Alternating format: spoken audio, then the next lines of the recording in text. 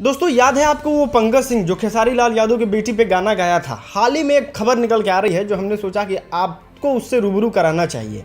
कल रात को पंकज सिंह को 12 बजे आती है पुलिस, पकड़ के ले जाती है उनके प्रेमिका के घर से। प्रेमिका लाइव आती है और उनका दावा कुछ इस प्रकार से है। खेसारी लाल ही पंकज को उठवाया है और मेरे घर से, अब देखिए पुलिस मेरे को भी घर से लेके आई और यहाँ पे छोड़ दी। अब मेरे को समझ में नहीं आ रहा है कि मैं कहाँ जाऊंगी यहाँ से, समझे?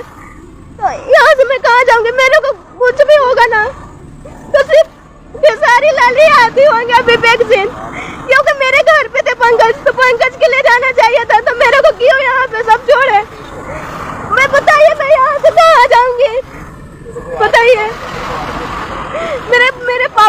मेरे पापा नहीं थे, ड्यूटी गए हैं सब मेरे घर में। अरे लोग मेरे को यहाँ पे छोड़ दिया, मेरे को पता भी नहीं है कि मैं कहाँ हूँ।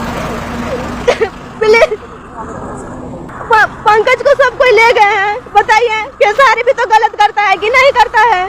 अब पुलिस ने सही किया गलत किया, आपकी क्या है प्रतिक्रिया नीचे कमेंट में जरूर लिखिएगा।